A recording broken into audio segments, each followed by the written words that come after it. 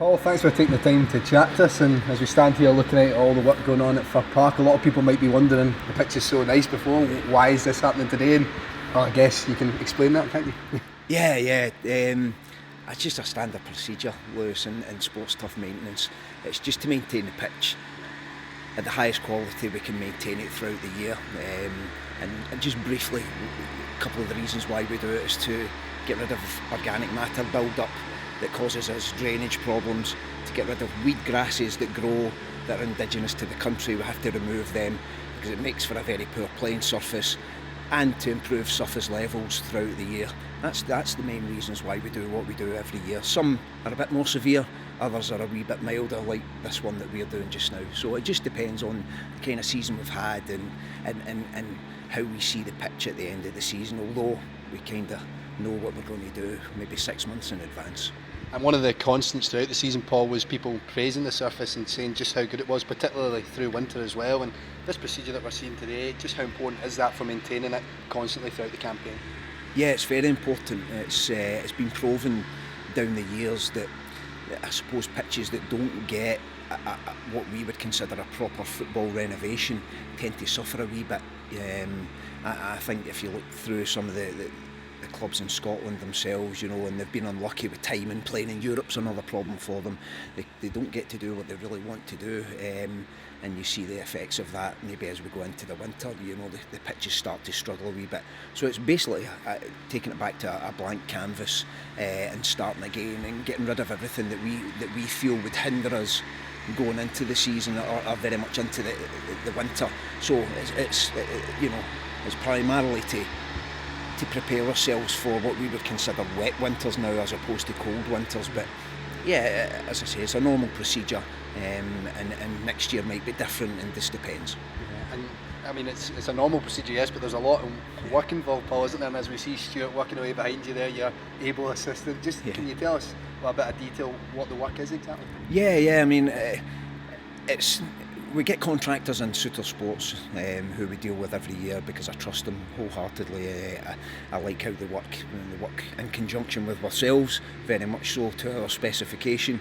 But they have the big plant machinery that we don't, to take care of the jobs quickly. So in the initial phase, we strip the foliage off of the grass plant that you see and try and get it to as clean a surface as possible. The next kind of procedure is to fill small levels up with a sand dressing, and that varies. The tonnage that we use this year, we use 60 tonne. It just fills in all the nice wee indentations on the pitch that you can't normally get throughout the season. So we back to the level thing again. So we've got the sand dressing on, and then we punch holes in to create drainage channels and get air into the pitch and allow for roots to dive down those aeration holes and things like that. And then we brush the sand into these holes, which aids once again in the drainage through the sand going into the holes. And after that, as you see Stuart out here, is brushing the sand into the holes, and it's in preparation for the final phase, which is the seeding. What we'll do, it's a bit dry just now, so we'll water that down so the boy can actually see where he's going with the seeder. He has to, we have to give him some chance.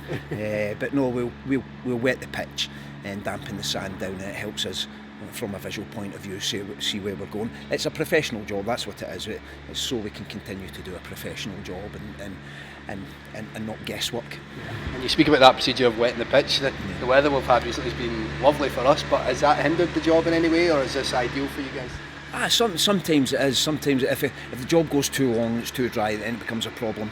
Because one of the things we do in the early phases is when we've got heavy plant machinery on our pitch, we drop our sprinkler heads so they don't get damaged. We drop them into the pitch, and then they're the kind of last things that get brought up when the finishing levels are done. So the weather can be a hindrance. Too dry, but then again I'm a groundsman, so I'd be complaining if it was too wet. A happy medium would be nice, but no, you would never complain about doing things like this in this weather. It gives you actually the best chance of getting the job done in a shorter space of time, Yeah, and just a final thing I wanted to ask you, Paul, was as the season's finished and as everyone's wrapping up, as you guys are still working hard, but reflecting back, are you happy with the work you and Paul done? Because the pitch was outstanding this season. Yeah, really happy. I mean, it's a occupational hazard, isn't it, of staying here and ensuring that the pitch is in the best condition possible. The club put finance to it, and they put trust in me, and they believe in me. So when I go to them to ask them to do things, I get a great response from them, because they trust the work I put in, they trust the hours and myself and Stuart put in, and as I say, that's an occupational hazard of being a groundsman. If you're not prepared to put the hours in, you're kind of in the wrong job. But no, the end reward is when the players come out on a Saturday or whatever it is, a night-time game, and the club can be proud of a pitch, that maybe once weren't proud of. But we're getting rid of that stigma. I think that's plain to see. But that's not to say it could be a difficult season. It just depends on the weather as well. We're Mother Nature is the one thing that we go by. Well, Paul, we really appreciate your time chatting to us, and all the best for the season ahead. I hope so. I hope it's a good season for everybody. Thanks very much, guys, and I appreciate it.